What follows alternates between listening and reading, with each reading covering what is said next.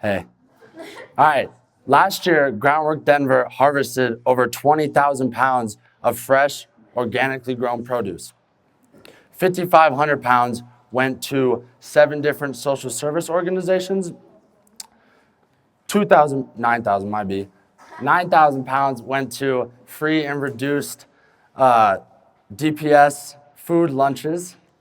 And the rest was sold at pay what you can food stands, where 65% of the people who bought at them lived in the neighborhood of the garden, and 75% paid at or below the suggested price.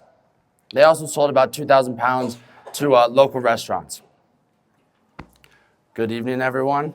My name is Jimmy Moffett, and for my SLE, I studied urban agriculture, food systems, and all the other aspects that go into running an environmentally active nonprofit. I worked with many people, from Groundwork Denver's youth leader, Shane Wright, to Sarah Leach, who I work with almost every day in the farm. And what I learned was that the most important thing are the people and the relationships, and that's what really impacts the community the most. Over my SLE, I worked at various gardens around Denver. I was up about 7 or 8, which, to be honest, was earlier than I've been at school this entire year. Helping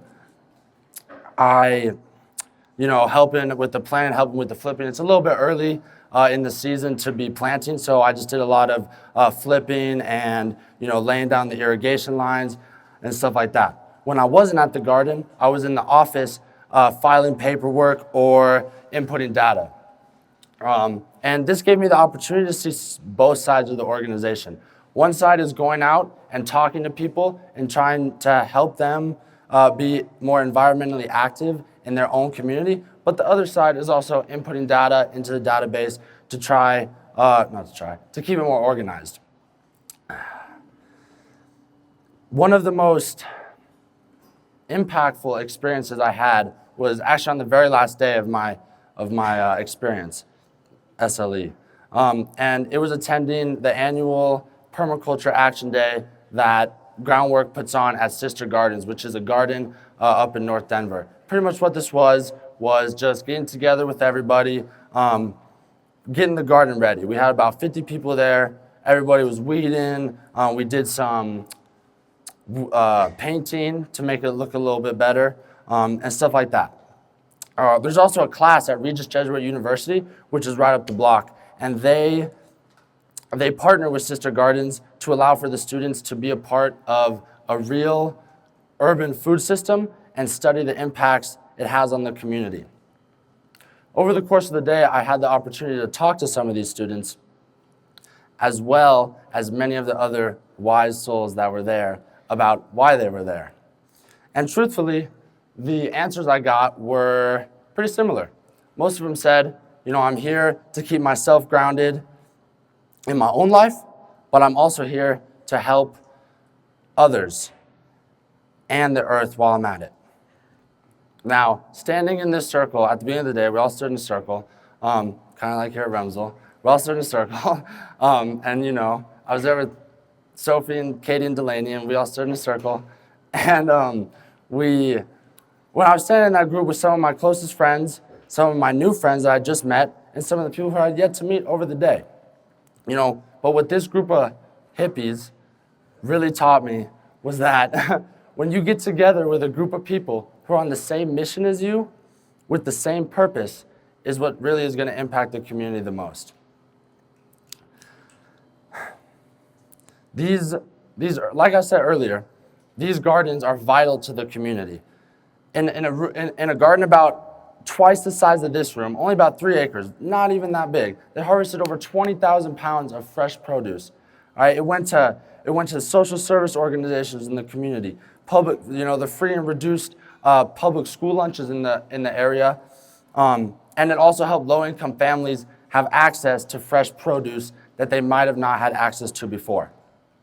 So for me, to just be able to help one community have access to fresh food and sustainably grown produce was more than I ever could have wanted to get out of this experience, out of this journey. Another event that I attended over my time was something that I actually didn't know existed before. And it was the 4th annual Forward Food Summit. It was downtown. It was put on by Denver Food Rescue. Maybe you guys have heard of them. Denver Food Rescue, Colorado Springs Food Rescue, and Boulder Food Rescue. They collaborated to put this event on. And pretty much, this is the most I've ever seen a group of people be connected over food when they're not just there to eat it. And what I learned was that there's more to food than just eating it. There's a whole process that goes into it. And that process is becoming more and more meaningless. I heard one family, one mother actually, say that eating starts at planting, not at buying. I also heard food connects people. Food brings people together, right? One mother was saying how her and her brother used to go out every morning and they'd have to pick the little bugs off of the fruit in their orchard. And you know, when you're a kid, they're like, man, this sucks. I don't want to be picking bugs off the fruit. But in the bigger picture, it was really a big and important part of the whole process of eating. It had to be done. And food is really a labor of love. What one of the mothers said, grandmother, my bad, getting everybody mixed up. What one of the grandmothers said was that when she's talking about why she cooks and why, you know, she's here and just kind of talking to everybody, she said, you do it because you want the people who eat it to enjoy it. Now that's pretty simple, right? That's a little bit obvious too. You would think, you know, you make food for people, you want them to enjoy it. But the thing is it's gotten less and less obvious. People have lost the meaning to food. When you go out to McDonald's, you don't go there because you want the people you're buying it for to love it. You don't buy those microwavable dinners because you love it.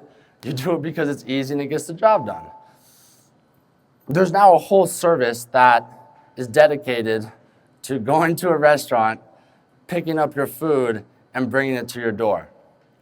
So not only are we now not making our own food with our families, we need someone else to go pick it up for us. And don't get me wrong, I've definitely had my fair share of late nights here and there where this has come in handy. But food is so much more than that.